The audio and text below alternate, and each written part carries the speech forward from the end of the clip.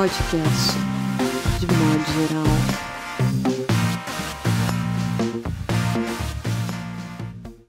Olá, tudo bem? Está começando mais um podcast de modo geral.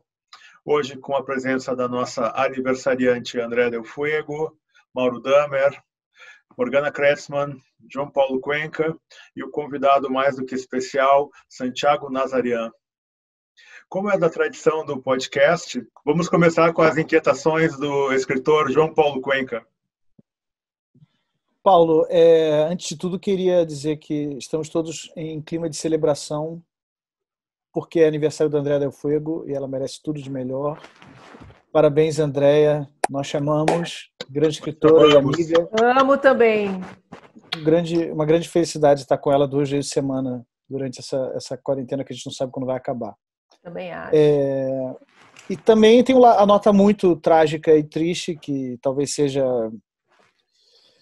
seja, de modo geral, para mim, o mais importante que a gente já fez. Olha que a gente faz esse programa em variações há quantos anos, Paulo? 2008.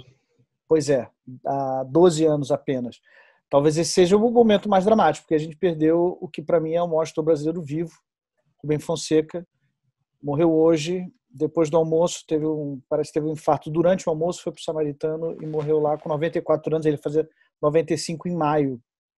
E eu acho o Rubem, a influência do Rubem e o tamanho do Rubem é uma coisa que é para a nossa geração de escritores nós que nascemos na segunda metade do século XX, mesmo que nossos colegas não tenham lido Rubem Fonseca ou não valorem Rubem Fonseca, eles são influenciados pelo Rubem Fonseca.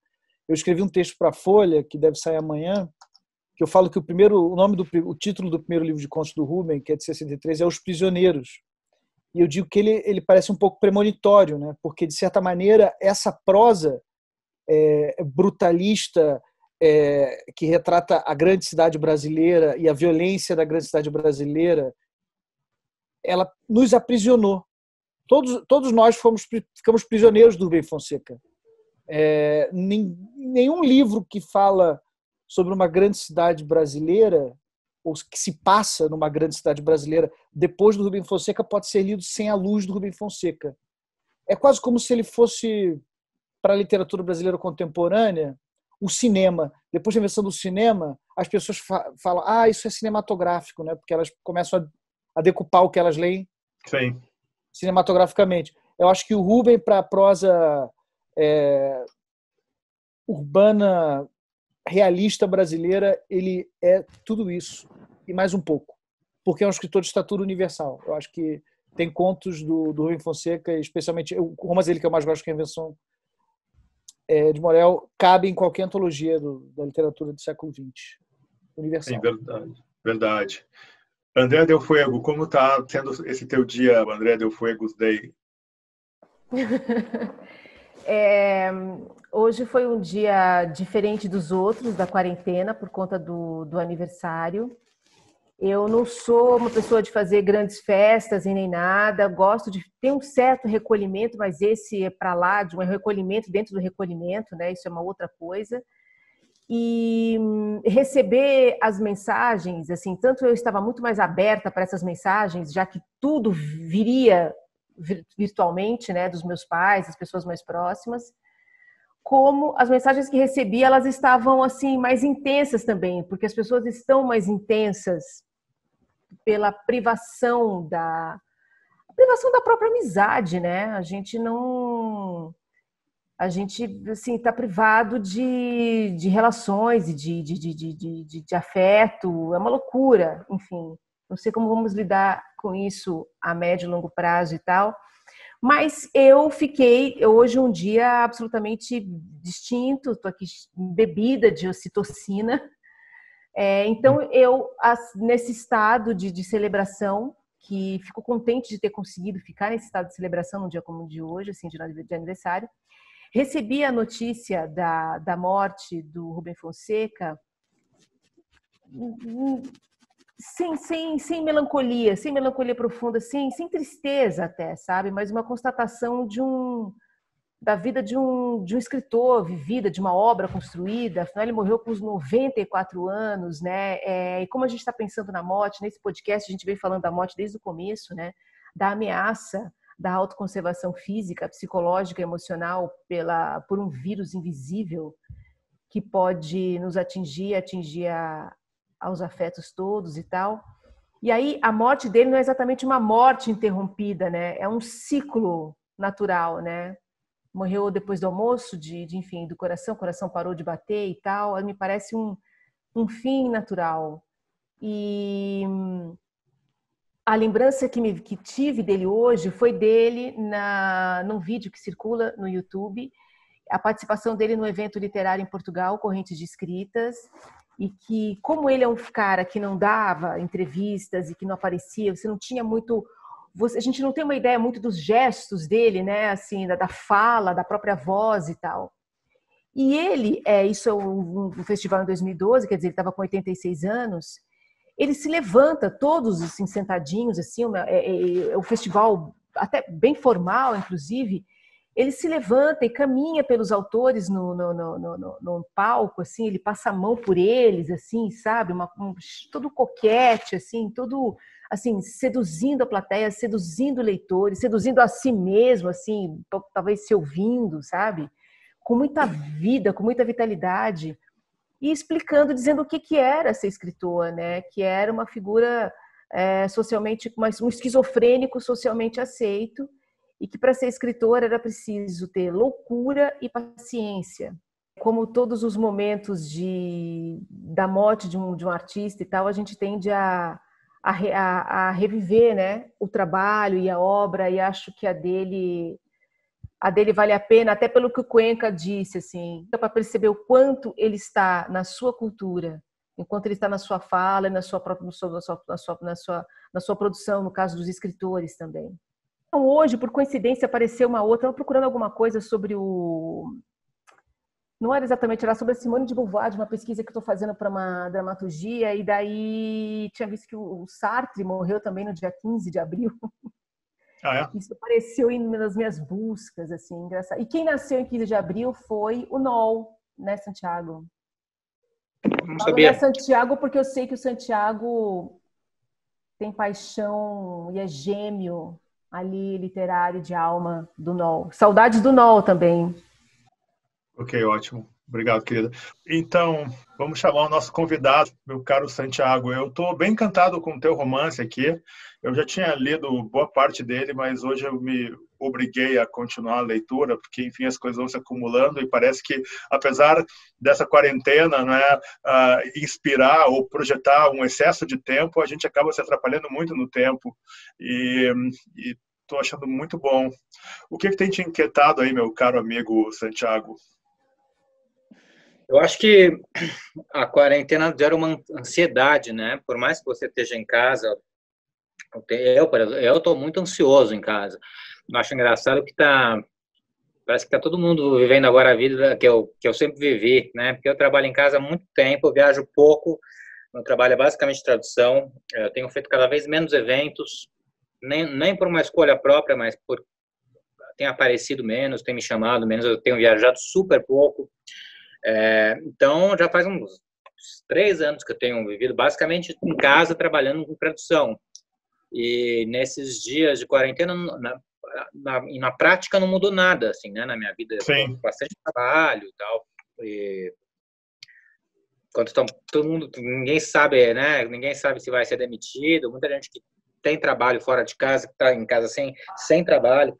Eu estou até com um volume bem grande. Estou fazendo a autobiografia do Woody Allen, né, que saiu agora no Globo esses dias, que a editora Globo comprou, estou traduzindo. Eu assinei um monte de contrato que era sigiloso, não podia botar para ninguém. Aí saiu no Globo Tá. Vai ser cancelado. Que era o tradutor e tal. Então, a minha rotina, na verdade, está basicamente a mesma, mas... primeiro que agora todo mundo tem a rotina igual a minha, então eu já não sou mais tão diferente, entendeu? Todo mundo está vivendo dentro de casa, trabalhando home office. E eu fiquei muito tempo trancado em casa, me separei o ano passado, tal, depois de 6 anos casado, e todo mundo ficava me enchendo o saco, assim, os amigos mais próximos, minha irmã, você tem que sair mais, você tem que ver as pessoas. Eu ficava sempre nos aplicativos, procurando procurando um novo amor nos aplicativos, nos Tinders, nos Grinders e tal. As pessoas falam, você tem que sair, você tem que ver as pessoas e tal. E nesse ano eu comecei, no carnaval agora, eu saí bastante no carnaval, fui nos bloquinhos de rua que eu nunca tinha ido e tal. Comecei a conhecer as pessoas aqui do bairro, tem o Alexandre Stout, que é vizinho aqui, que é escritor, que é vizinho, mora no prédio do lado, a gente saiu várias vezes. E daí, no meio, quando eu estava já com esse processo de sair de casa, de começar, né, de conhecer as pessoas e tal, as pessoas fiquem em casa. Agora, as mesmas pessoas que diziam que eu precisava sair, agora falam, fica em casa, não pode mais sair. Eu estava fazendo academia todos os dias, né? Emagreci muito nesse último ano, então agora tem que fazer tudo dentro de casa. Então, ao mesmo tempo que a gente, em tese, tem mais tempo para ler, para, sei lá, maratonar séries, acho que criam, pelo menos para mim, está criando uma ansiedade que eu tô lendo menos do que antes, na verdade, né? Fico nessa, eu tô com uns horários estranhos, eu durmo cedo, 10 horas da noite estou indo dormir, daí acordo. Que inveja, cara. 2, 3 da manhã eu acordo com insônia. Bom, então esquece a inveja. Então, Morgana Kretzmann, que vai fazer algumas participações aqui no De Modo Geral, o que está te inquietando? Acho que não tem como não falar do Rubem, né? Eu achei engraçado porque a gente tinha comentado que a maneira que o Moraes Moreira morreu, né, que foi dormindo, é a forma ideal, assim. Tipo, eu queria morrer assim também. Aí, agora que o Cuenca falou que o Rubem Fonseca morreu depois do almoço, né, em casa, também pode ser uma boa maneira, né? Na história do Moraes Moreira, eu ouvi muita gente falando isso, a maneira ideal de morrer dormindo. A maneira ideal, acho, para quem vê de fora. Sabe-se lá o que a pessoa está passando, qual que é o sonho da pessoa que está morrendo. Se não é o sonho mais angustiante da vida dela, ela está dormindo, sonhando, morrendo, de fato. Está morrendo no sonho, morrendo na vida real. Eu acho que tem essa impressão de que morrer dormindo é pacífico, mas é para quem está de fora, que não está vendo as pessoas sofrendo. Não sei o que se passa na cabeça de alguém que está morrendo, dormindo. Tenha sido um sonho bom, né? Enfim... Eu espero que seja, é o que eu desejo, né? É o meu lado trevoso se manifestando, meu lado trevoso, eu não consigo ter uma visão otimista. Ô, Santiago, você acabou com meu sonho de morrer dormindo? Eu acho que deve ser um horror. Você sonha que você está morrendo e você está morrendo de fato. E aí, Morgana Kretzmann? Então, eu tenho pensado muito em saúde mental nesses últimos dias. Eu tive algumas crises de ansiedade na semana passada, essa semana eu já me sinto melhor. Essa semana eu vi que vários amigos acabaram tendo também, nos procuraram, pediram para fazer chamada de vídeo, para conversar, enfim. E aí, coisas que começaram a me inquietar nessa semana é porque eu acho que a coisa da saúde mental dentro dessa coisa de isolamento tem muito a ver com mexer o corpo, com exercício físico, com suar, com poder caminhar, sair. E por mais que todos aqui sejam escritores e estão acostumados a ficar em casa, mexer o corpo faz parte, né? Para a gente tentar não enlouquecer de vez, principalmente nesse momento, né? Então, o que eu tenho feito? Eu tenho tentado caminhar dentro de casa. Aí caminhar não rolou mais, eu precisei começar a correr. Comecei a correr como se eu estivesse pisando em ovos, e isso está fudendo com as minhas juntas agora. Então, eu não posso mais correr desse jeito.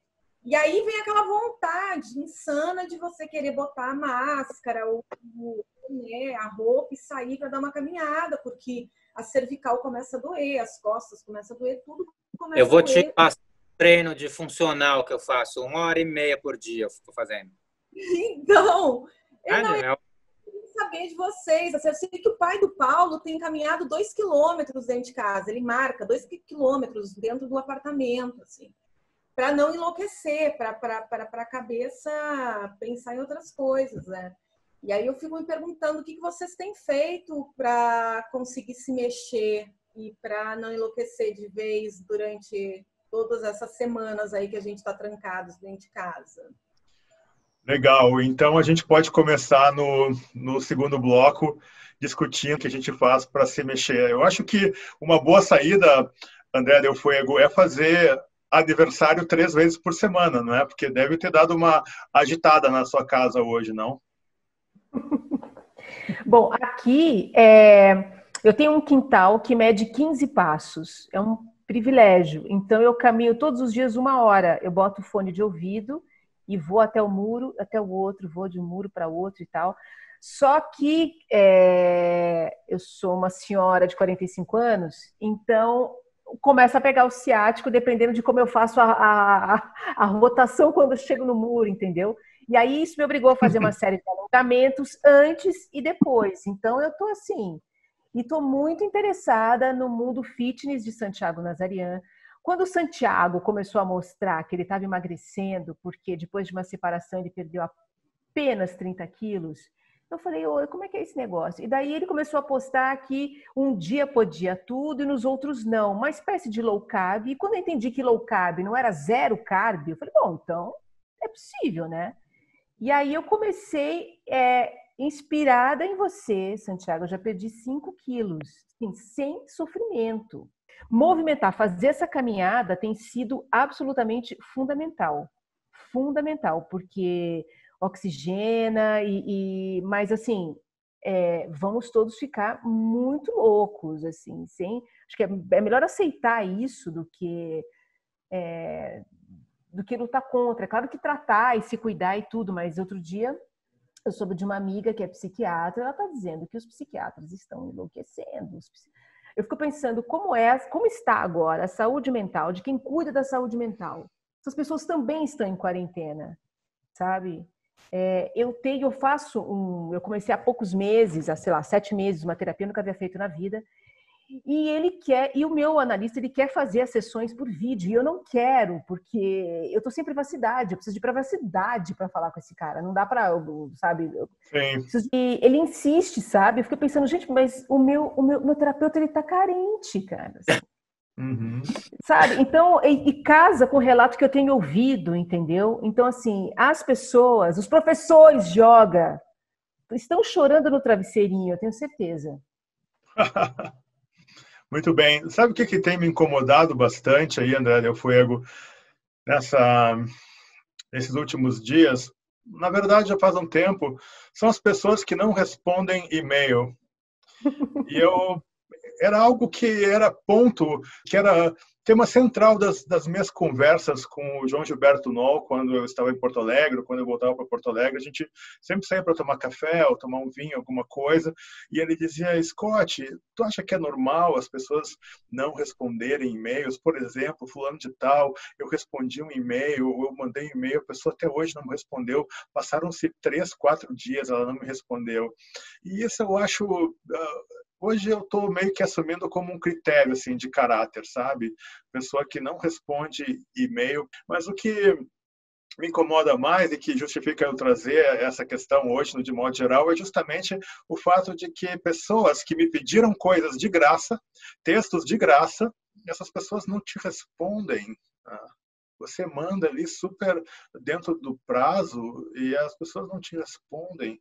Então, eu fiquei pensando, será que a quarentena está mexendo tanto assim com a cabeça das pessoas que está levando também, além do tempo delas, a educação? É muito grosseiro você não responder e-mails quando todo mundo sabe que você não está fazendo nada demais a não ser ficar parado na frente do seu computador na sua casa. Bom, os problemas começam aí. Então, assim, a gente termina o primeiro bloco de modo geral e partimos para o segundo. Obrigado pela participação, Morgana Kreitzmann. Tchau, gente.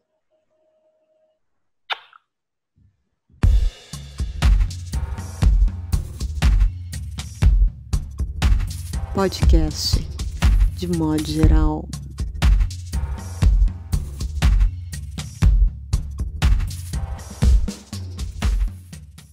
Voltando então com o segundo bloco de modo geral, queria fazer, antes de nós entrarmos na conversa propriamente dita, queria saber o que vocês estão fazendo de rotina física aí, João Paulo Cuenca e Mauro Damer, já que a André já falou um pouco e o Santiago, todo mundo que participa das redes sociais sabe.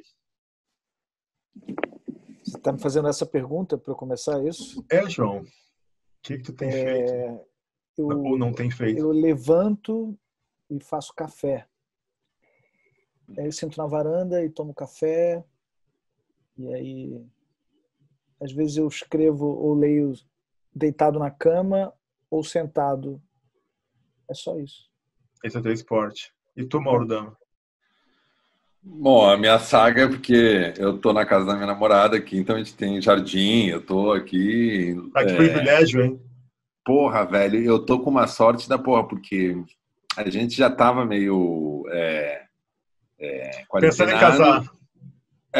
Coisa nova, assim, né? De juntar, tal, de passar a quarentena junto, tal. E daí é engraçado porque, puta, hoje eu tava em cima de uma árvore cortando galho de árvore, né? Tal. Então é um negócio que dá uma atividade física.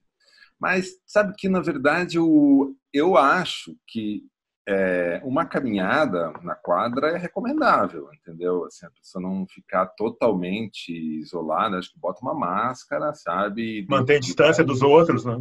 Mantém distância dos outros. Eu acho que essas regras, elas precisam ser efetivadas, tal, É que o trabalhão mesmo é você chegar em casa, né, limpar os tênis, né, passar água sanitária nos tênis, separar a roupa, né?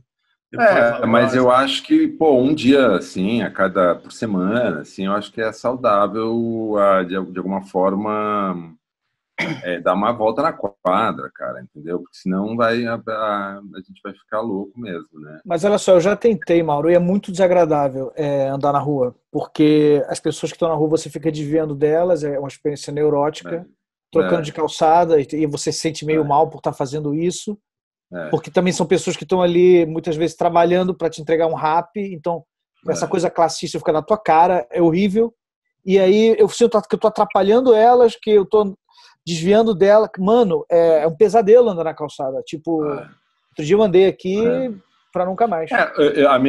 Minha recomendação seria que andasse de manhã bem cedo, assim, que é quando tá todo mundo ainda dormindo, entendeu? Assim, os bairros estão mais vazios, né? Porque tem bastante gente na rua, né? Na verdade, né? Entregando e tal, mas eu acho que ainda... Muitos velhinhos, né? Isso é muito assustador. É engraçado, né? Aqui no bairro também, os velhinhos todos saindo e sem camisa, e como que querendo desafiar a situação, né? E... Pede delivery. Não tem aplicativo de iFood, não pede delivery. Os velhinhos vão lá comprar comida. Então, vai ter que achar umas situações como essa. Andar de manhã, às 7 da manhã, não deve ter ninguém na rua, entendeu? Assim, então... Tem menos gente do que às 3 da tarde, com certeza. Confesso que eu estava às 7 horas da manhã, eu dei uma corrida pela rua. É ruim, eu acho, porque ele estimular isso nos outros, porque é um comportamento social que a gente não deve, entendeu, de uma forma... E você sabe, Santiago e Mauro, que quando a pessoa que está correndo, você tem que manter uma distância dela de, sei lá, eu li 4, 5 metros, uma coisa assim, porque ela ejeta, né? Vocês viram essas animações que fizeram com as pessoas ejetando os micróbios e o vírus? Que sensacional. É incrível, tem as pessoas correndo, né? E tem uma que eu prefiro, que é um corredor de supermercado, aí uma pessoa espirra, e você vê aquela nuvem maravilhosa indo até o outro corredor, né? É muito assustador. Mas eu mesmo, esses dias eu saí, estava entrando no carro e passou uma pessoa correndo, total fitness, e eu me lembrei desse vídeo aí, eu disse, puta que pariu, fiquei preso dentro do carro, assim, com medo.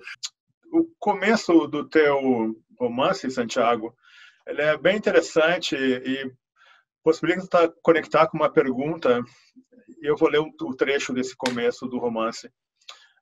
Toda criança merece o inferno. É nisso que toda criança acredita. O xixi na cama, o furto de uma guloseima, uma desobediência escondida, tantos pensamentos impuros. Cada passo é pecado para quem está aprendendo o caminhar da vida. Você acha que as crianças que estão tomando consciência da vida estão num inferno agora? Esse trecho, na verdade, eu tenho a lembrança de quando eu era criança,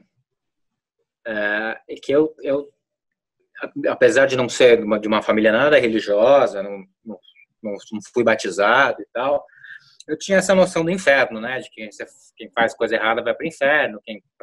E eu, como criança bem pequena, eu falava, puta, eu vou para o inferno. Eu tinha a noção de que eu me sentia culpado. Eu também essas coisas de criança, de, sei lá, de roubar um doce, de fazer xixi na cama, qualquer coisa que as pessoas... Porque a criança está sempre sendo recriminada, né? Sempre a criança está fazendo alguma coisa errada. Os pais estão lá para falar que você está fazendo coisa errada. Então, você está sempre fazendo coisa errada. Eu tinha essa ideia, assim. E depois que você fica adulto, você tem essa ideia de que todas as crianças são inocentes, né? E eu começo o romance com a visão meio da criança, né? Toda criança merece o inferno, é isso que a criança acredita. Porque o livro é passado em 2 tempos. Durante 1915, na Primeira Guerra Mundial, no Império Otomano, que é uma criança armênia sendo perseguida pelos turcos, pelos soldados turcos, né, durante o genocídio, e os tempos atuais, que alguém lendo, que é um cuidador de idosos lendo esse romance. Então, é um romance dentro do romance.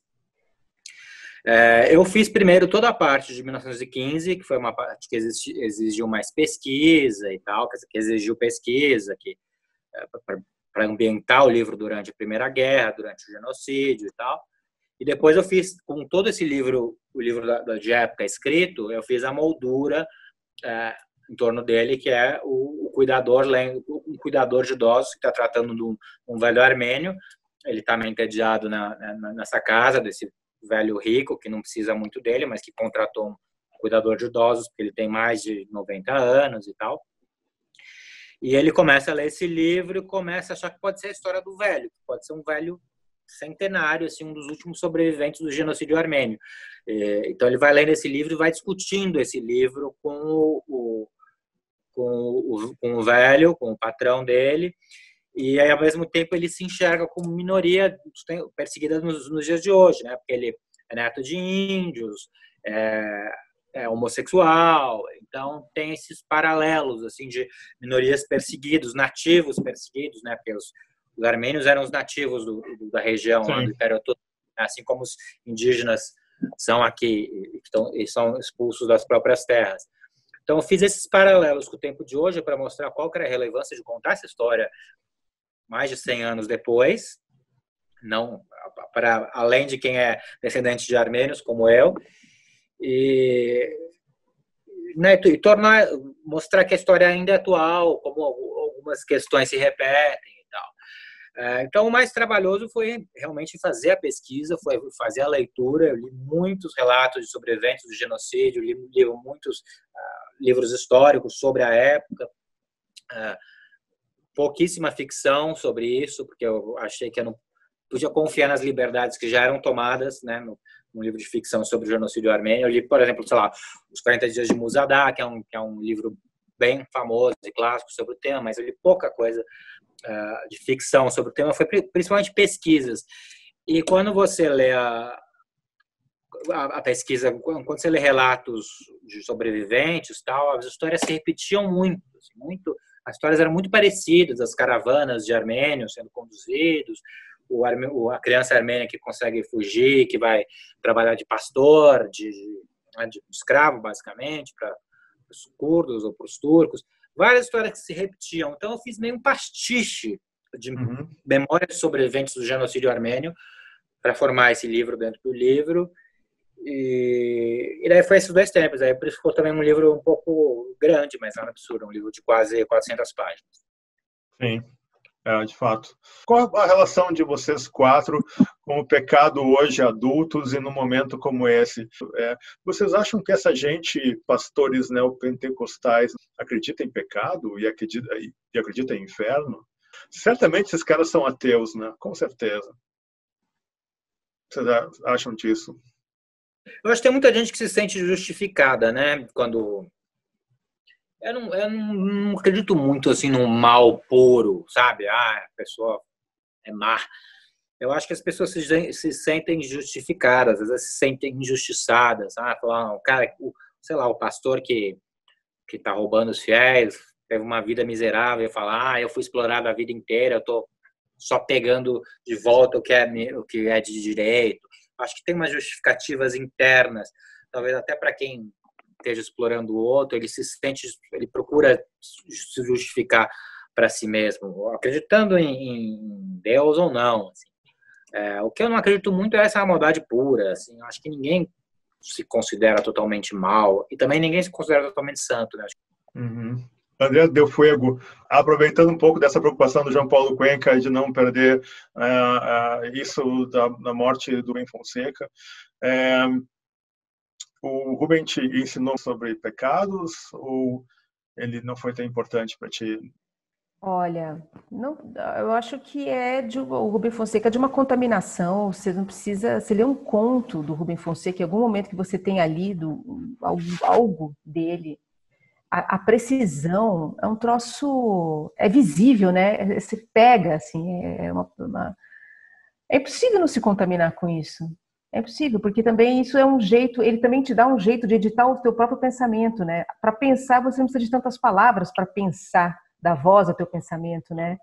Ele faz essa coisa de uma regência mesmo, sabe? Ele escancarou um pouco com a sua literatura que nós somos maus, não é? Que talvez a literatura devesse, principalmente no centro urbano. Né? Paulo, quando você falou do pecado e do pastor evangélico, tem um conto dele no Vastas Emoções e Pensamentos Imperfeitos, que é um livro de 88, que eu lembrei que tinha um pastor chamado José. Então eu vou ler um trecho. O José, que é o pastor, ele fala: José sorriu docemente, paciente.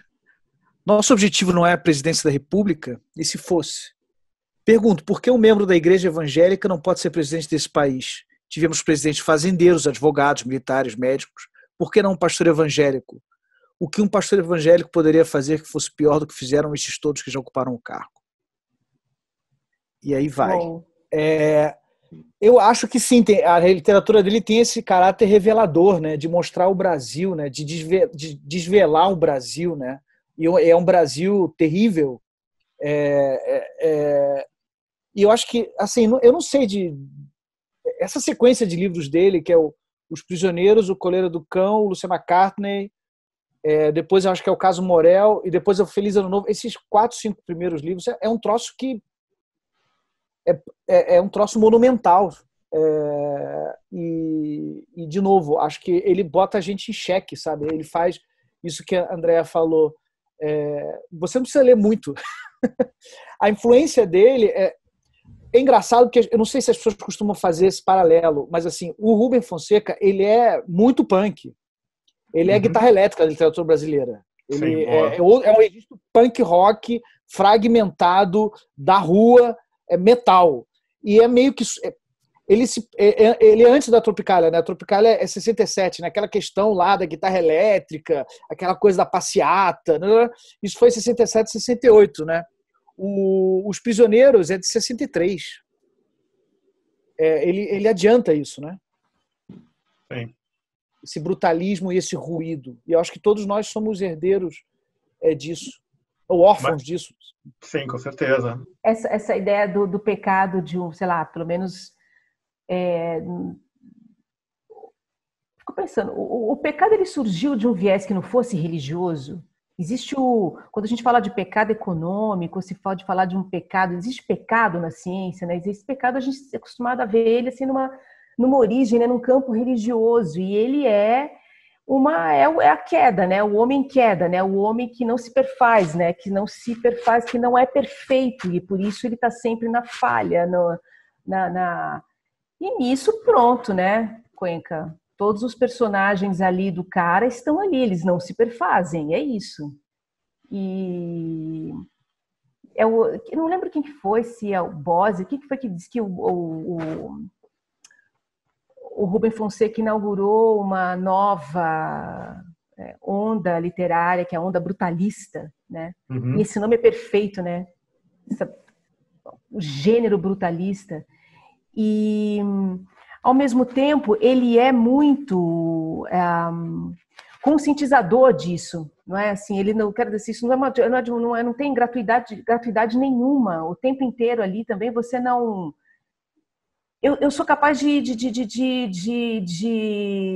enfim, torcer para aqueles personagens assassinos, aqueles caras que não têm assim o menor problema em arrancar a cabeça de alguém, como no Cobrador.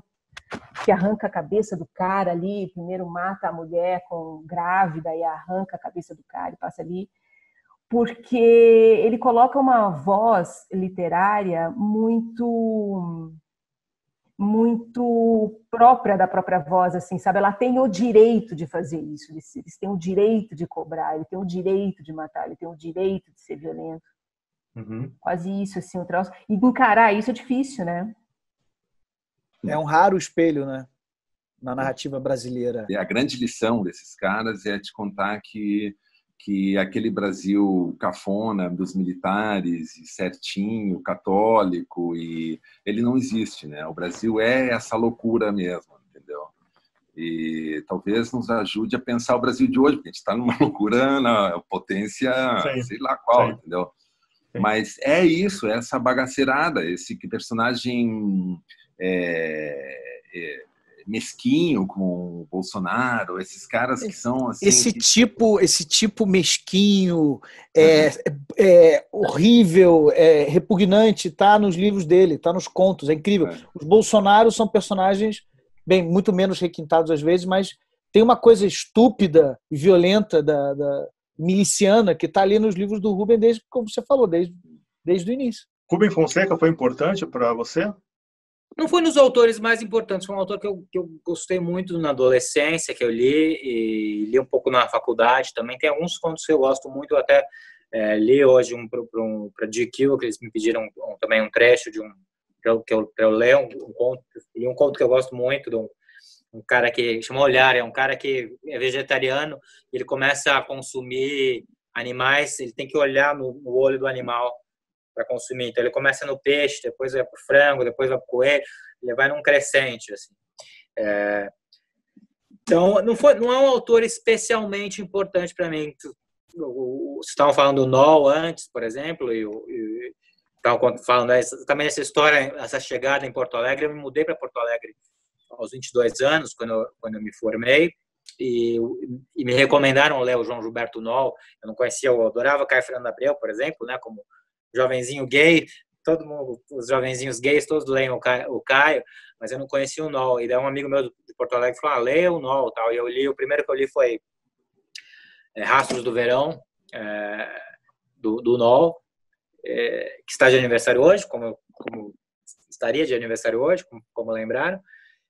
E era exatamente a história de um cara que estava chegando em Porto Alegre, e eu cheguei na rodoviária, fui de ônibus. Então o Noll acabou se tornando o autor brasileiro mais importante, assim, para mim. Foi muito o começo da minha vida adulta, a minha vida como escritor, e morando sozinho. Eu andava para Porto Alegre e procurava os cenários dos livros dele e tal. Mas o Rubem Fonseca com certeza é um autor que eu li, sempre gostei e tal, mas também eu não conheço, não é um autor que eu conheço profundamente, li muitas coisas. Sim, sabe que eu estou muito imerso na leitura de policiais, porque eu me propus a fazer do Rondonópolis um policial de fronteira, e tem muita coisa da Polícia Federal. Então, Rubem Fonseca é um sujeito que eu, pela primeira vez agora, tenho lido, não é, com lápis ali, marcando as páginas. No caso Morel, que eu até mencionei hoje na conversa com o repórter do Globo, me incomodou um pouco isso. Claro que ele estava mais no começo de carreira ali, em termos de romance. Essa tentativa de contrabandear um pouco de erudição para mostrar, talvez, para alguns leitores da elite, que ele era um escritor erudito. E depois acho que ele se desvencilha disso. Mas mesmo com essa preocupação, os textos dele são muito... tem uma excelência nessa exposição da violência brasileira, que a nossa hipocrisia lusitana talvez nos impeça de encarar de frente, sabe? Essa contaminação geral do Brasil, que eu acho que está se modificando um pouco agora, até por esse escancaramento, esse despudor total por parte do que está se rotulando de extrema-direita, e, enfim, expor sua homofobia, o seu racismo, o seu machismo, enfim, suas excrescências. Mas eu acho que isso é uma coisa que poderia ser melhor vencido pela literatura brasileira contemporânea, na literatura de algumas escritoras, como, por exemplo, a Micheline Verunsky, Verônica Stiger, André Del Fuego. Eu vejo essa proposição mais clara, sabe? Talvez porque as mulheres sofram mais do que os homens, sabe? Essa condição, essa posição que é catapultada para uma marginalidade, para uma periferia. E também na literatura gay, mas mais na poesia, assim. Eu acho que a poesia gay, ela traz uma lente nova aí para o contexto brasileiro literário contemporâneo, sabe, que não tinha. O Marcelo Rubens Paiva acabou de postar esse Twitter, eu só queria ler e deixar esta bomba para vocês. Rubem Fonseca era um baita escritor de direita, como Nelson Rodrigues e outros. Defendeu o golpe de 64 e, paradoxalmente, foi censurado na ditadura. Inventou o personagem escritor ermitão, que não dá entrevistas, porque não queria ter que responder pelo passado de que tinha tanta vergonha. Muito foi dito já sobre isso. Na verdade, o Rubem Fonseca ele participou ativamente do IPES, que era um think tank com dinheiro dos Estados Unidos, de direita, que ajudou a fazer a cabeça das pessoas no Brasil em prol do golpe de 64. O tamanho da participação dele dentro do IPES, se ele era roteirista daqueles filmes, sabe aqueles filmes que falavam da ameaça vermelha, do que está acontecendo, os comunistas vão chegar a invadir. Existem alguns acadêmicos que dizem que o próprio escrevia esses vídeos, muito jovem. Eu acho, e isso ficou em aberto, isso acho que ainda é tema de discussão acalorada entre acadêmicos e pessoas que se debruçam sobre a obra do Rubem Fonseca. Eu acho que isso não faz dele um escritor menor. Continua sendo genial e continua sendo revolucionário. Se ele apoiou a ditadura antes da ditadura, porque era jovem, depois mudou de ideia, e o Nelson Rodrigues também, né? Depois que o filho foi torturado, né? Alguém vai falar que o Nelson Rodrigues não é o maior dramaturgo da história do teatro brasileiro? Para mim é. Ele apoiava a ditadura? No início apoiou, depois ele mudou de ideia. Os artistas às vezes têm posições complicadas, né? A gente querer que todos eles sejam a fina flor da agenda identitária e não dá. Aliás, hoje também falaram outra coisa interessante no Twitter, foi que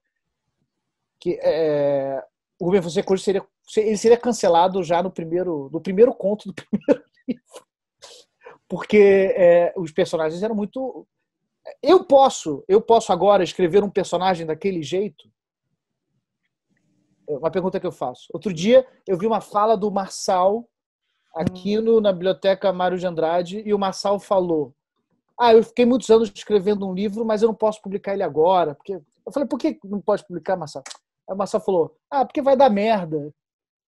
Porra, que merda, né? Por outro lado, o Marcelo Rubens Paiva reescreveu um livro de crônicas, tirando essas palavras que ofenderiam, né? Então, assim, tirando as palavras que deixariam ser lido como homofóbico, racista, classista, tudo isso que pudesse ser julgado, né? Mas eu achei interessante ele ter se colocado neste exercício.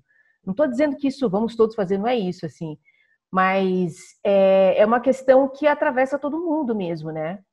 Que é um misto de responder ao momento histórico, uma cobrança por responder ao momento histórico, a um posicionamento histórico, a uma interpretação histórica, a um sentido histórico. Porra, a gente é soterrado, né? Com isso. Agora, assim, indo no caminho do Cuenca, eu acho que senso estético não tem programa mesmo, sabe? Ele é um troço mais selvagem. Também acho isso, assim, que um autor ele pode ser revolucionário na estética e ser um grandíssimo filho da puta. Grandíssimo. Não tem... Não é... Mas a gente fala disso até hoje, vai ainda continuar falando, né? Não sei como faz essa conta. Não sei como faz essa conta. Santiago, o seu livro, quando você planejou o livro, você levou em consideração o fluxo histórico, o sentido histórico? Porque esse não é um debate desprezível, não. Vocês que são escritores bem antenados e são referências assim sólidas na literatura brasileira hoje, vocês sabem muito bem que rola uma malandragem assim, né? Você tem um termômetro que diz assim que tipo de pauta é a pauta do momento. Né? Você pode não seguir isso, mas você sabe que tem uma pauta do momento, né? E acho que também vocês três, de algum modo, né, no Comendo Humanos, no Dia Mastroianni, no Os Malaquias, vocês, de alguma forma, vocês geram uma onda de escrita, né? Então, vocês não estão submetidos a esse tipo de planejamento, né, de estratégia, mas quero saber em que medida vocês, Mauro também, vocês levam em conta assim, a conjuntura para escolher, digamos assim, os seus projetos. Eu pensei muito nisso, sim. Até fiz uma matéria na Folha o ano passado, né? Depois da eleição do Bolsonaro, até que ponto a ficção pura dava conta, né? Até que ponto o escritor tinha que ser engajado na sua escrita. Eu busquei temas que eu considerasse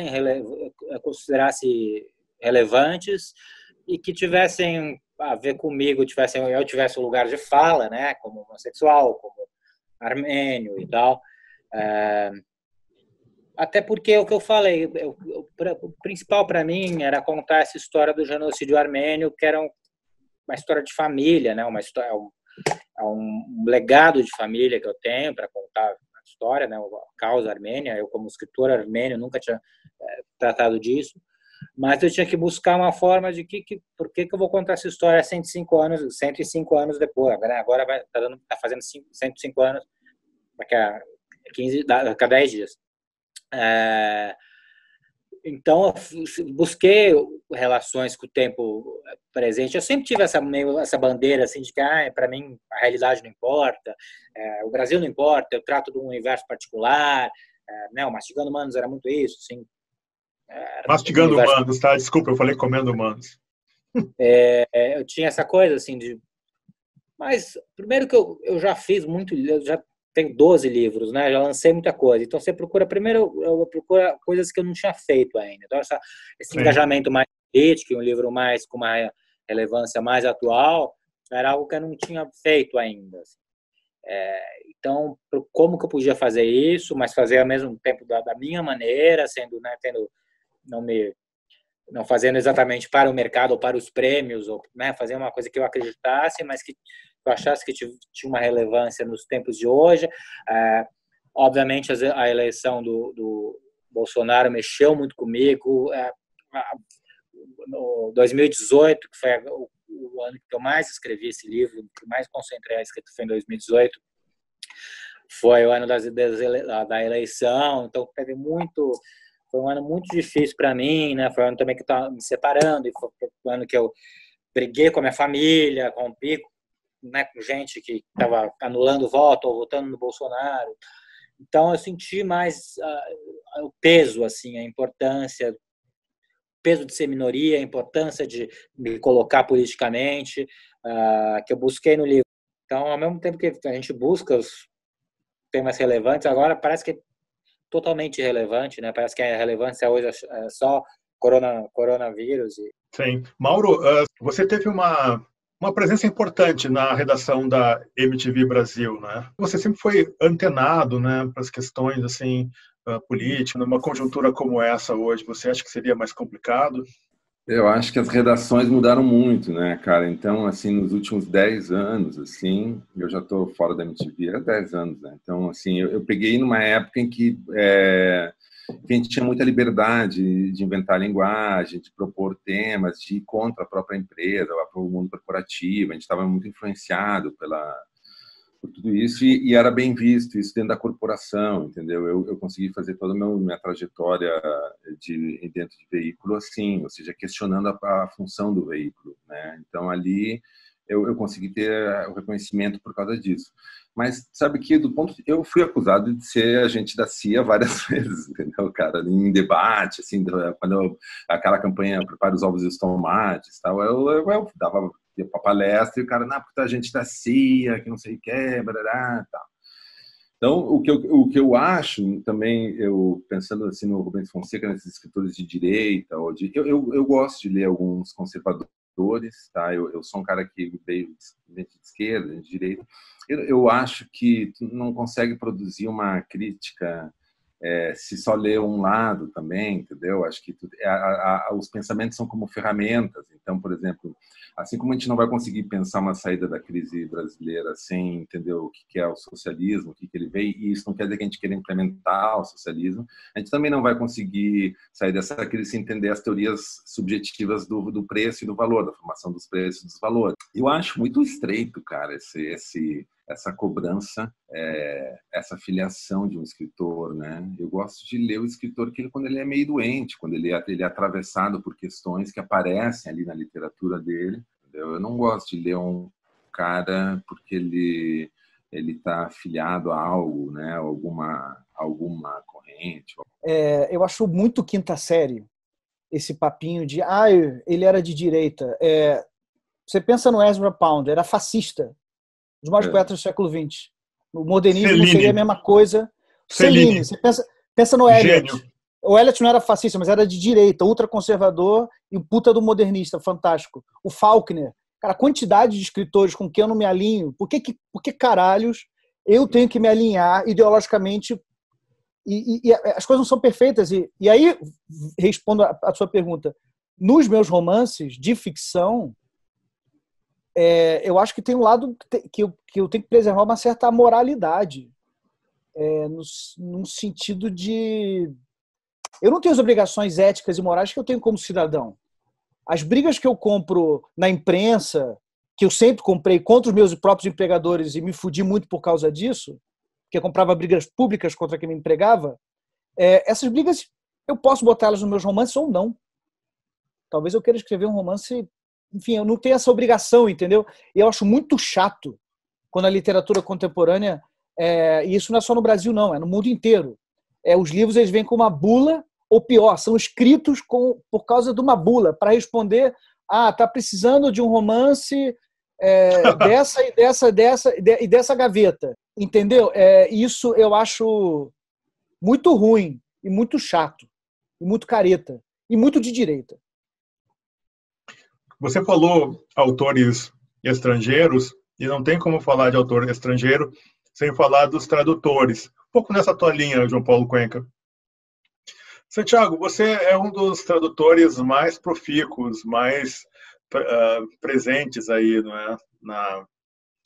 No cenário dos tradutores brasileiros. E eu nunca vi você, posso estar enganado, mas eu nunca vi você construindo catedrais em torno do papel do tradutor, mitificando a presença do tradutor. Então, considerando esses fatores, eu queria te perguntar como você se vê como tradutor e o papel do tradutor.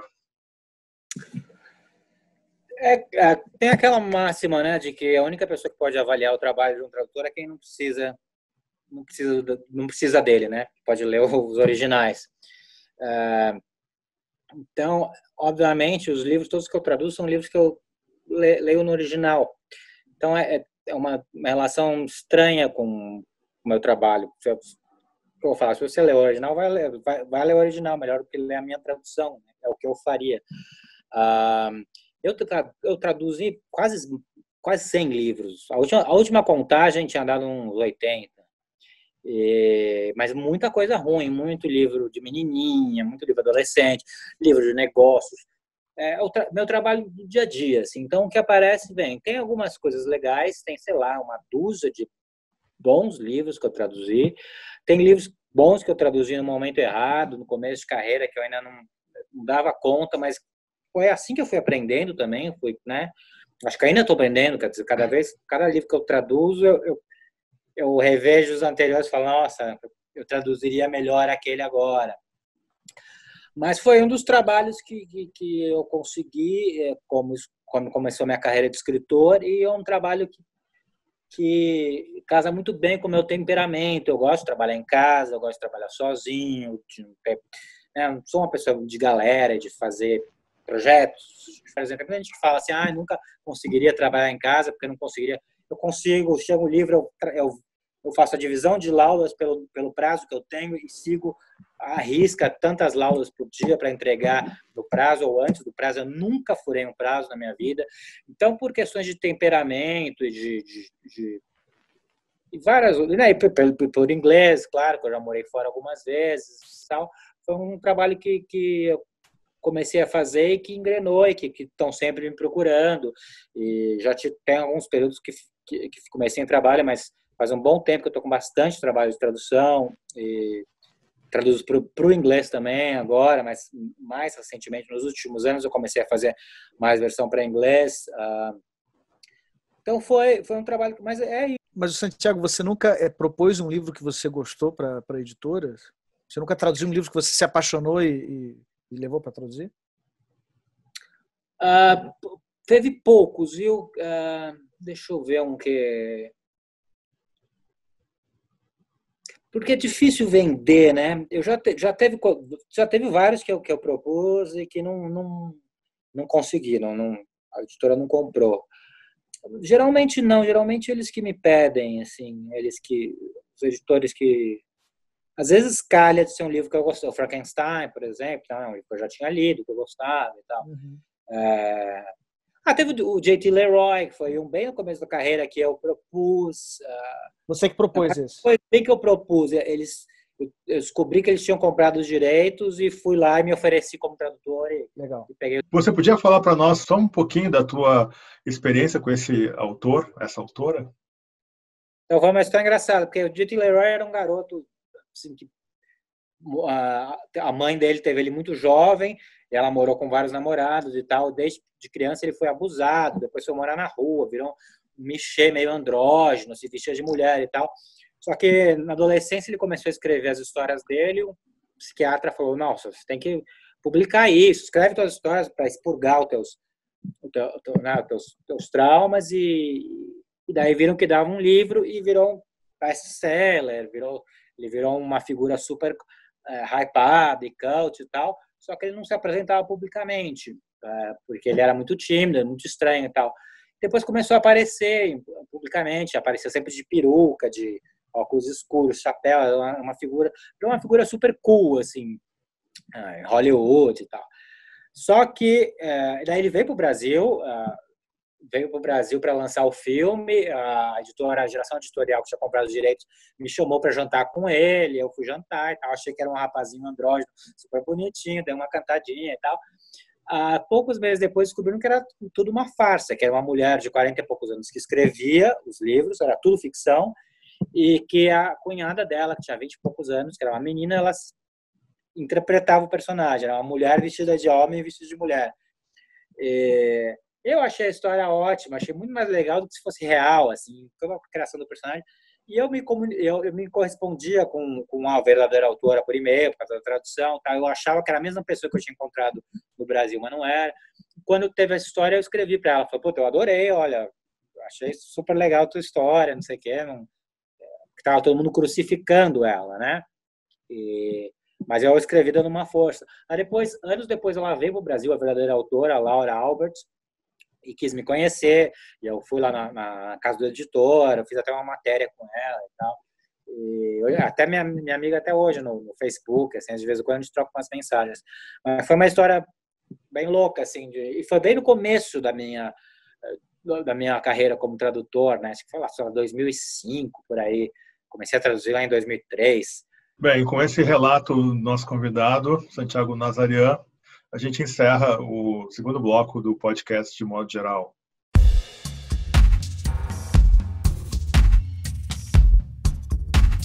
Podcast de modo geral.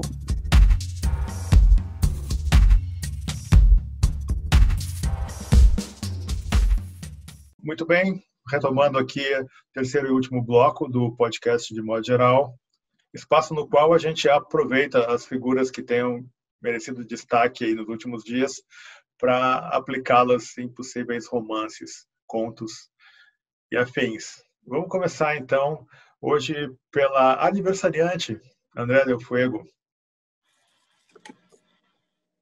Nossa, olha, eu fiquei tão alheia hoje. Hoje eu fiquei no meu umbigo, assim. Abri meu umbigo, feito uma piscina, mergulhei nele, fiquei lá. Nossa, O como teu foi bom ter umbigo, então, seria nascido. uma boa.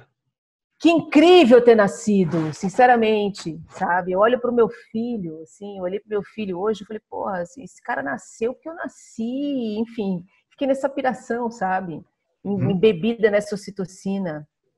Mas, Maravilha. mas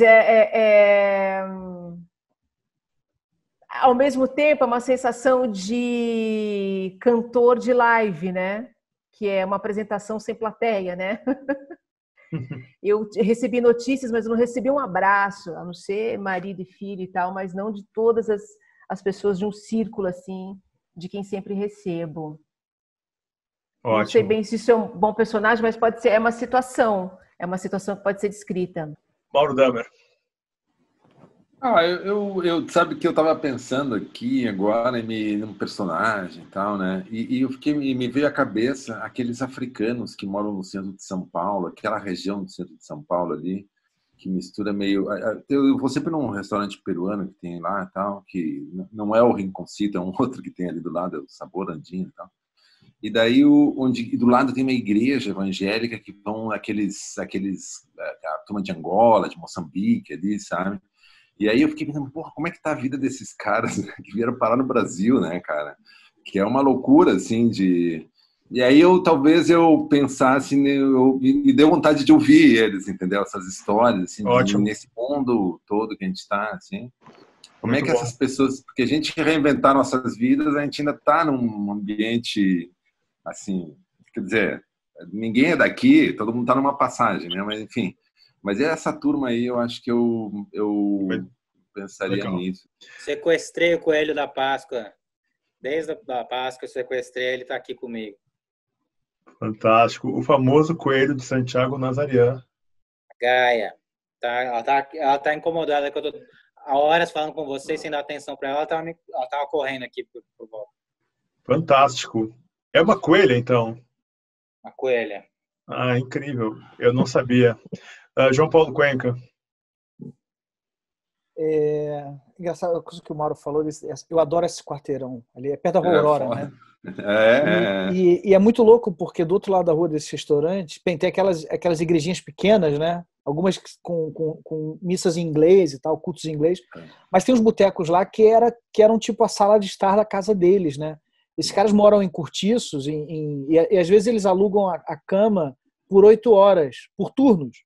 Os caras dividem a mesma cama, porque eu tenho um cara que dorme de noite e um cara que dorme de dia. Eles não têm espaço para ficar. Então, ali é a sala deles, sabe? Essa quadra em especial e aquela galeria do reggae, mais para dentro do centro. E cara, onde é que esses caras... Eles não estão... Onde é que eles estão agora? Onde é que estão, né, cara? Onde é que eles estão? Eles devem estar lá na rua. Cara, hoje não dá. O personagem é o Rubem Fonseca. O Rubem Fonseca, essa longa vida dele... Cara, viveu muito bem, né? Sim. Viveu muito bem, ganhou todos os prêmios, teve várias mulheres, era um apaixonado, estava sempre apaixonado por uma mulher, escreveu até o final. E essa coisa que a Andrea falou, dessa fala, essas últimas falas dele, em 2012, na Póvoa do Varzim, tem uma fala maravilhosa dele, falando na inauguração de uma biblioteca do metrô, na Praça Antero de Quintal, no Leblon, que é espetacular, ele falando para os operários, que a biblioteca ela era pequena, mas gigantesca para os operários, falando do poder da literatura e tal. Ele manteve um vigor e poxa, merecia um texto de todos nós. Assim. Sacaneando ele também, porque ele era muito sacana. Além de ser um grande escritor e um clássico, é um sacana. Ótimo. Santiago Nazarian. Então, a gente falou muito de morte, né? Hoje falou do Rubem Fonseca, do Moraes Moreira e tal, e falou do Noll, né? Da minha relação com o Noll também, que era um autor que eu gostava muito. Sempre que tem essas histórias de morte, eu me pergunto meio como principalmente os escritores solitários e homossexuais, como o Noll, teve o Rick Scaff, que é um amigo meu, que morreu também faz poucas semanas, também de um ataque cardíaco também durante o sono. Então, ao mesmo tempo que eu pensei nessas histórias, né, será que morrer durante o sono realmente tão prazeroso assim, né? O que eu falei no começo, né? Talvez seja prazeroso para quem vê de fora, quem está dormindo e sonhando e morrendo enquanto sonha, pode ser uma coisa horrível. Eu fico sempre pensando, eu morando sozinho aqui, só com a coelha, assim, quem me encontraria se eu morresse durante o sono? Quando me encontraria? O Moraes Moreira parece que foi a empregada dele, né, quem encontrou. Ele não tinha dispensado a empregada no meio da quarentena. Mas eu sempre fico intrigado. O Nol, que parece que foi a prima, a sobrinha dele que encontrou. A sobrinha. Eu sempre fico me perguntando quando que me encontrariam, né? Eu até fiz um conto uma vez para a revista do Sucesso que chamava Coelha Vampira, que era meio essa ideia de que se eu morresse, a coelha ia ter que se tornar carnívora, se alimentar do meu corpo, né? Porque eu tinha ninguém para alimentar ela. Assim. Então, sempre com essas histórias de morte de escritores e de homossexuais escritores, como não era o caso do Rubem Fonseca, mas de artistas, pessoas que moram sozinhos, sempre fico intrigado assim, de como que encontrar o corpo e faço esse paralelo de quando e se meu corpo seria encontrado. Uhum. Certo, muito bom. Bom, meus caros, eu tenho uma notícia essa semana que não tem como desconsiderar ela, que é justamente o seguinte: os países governados por mulheres são os países que têm melhor desempenho, né, no manejo contra o coronavírus.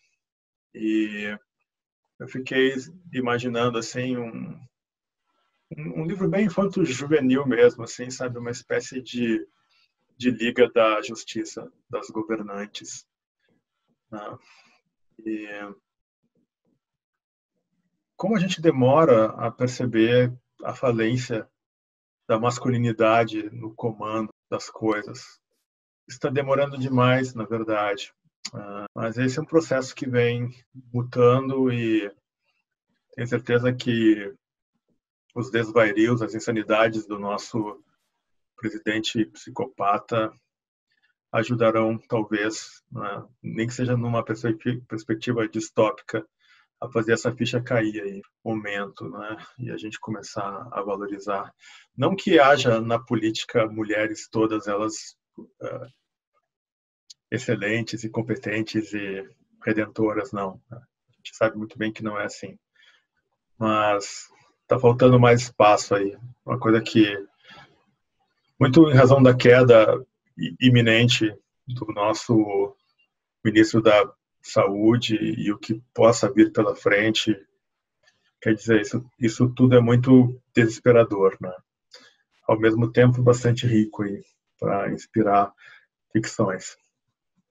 Então, agradecendo a presença do nosso querido Santiago Nazarian e sua coelha, dizendo mais uma vez feliz aniversário, André Del Fuego, e agradecendo aí a presença da Morgana, Mauro Damer, João Paulo Cuenca. A gente encerra aqui, então, o podcast de modo geral 8. Obrigado. Obrigado. Até. Até.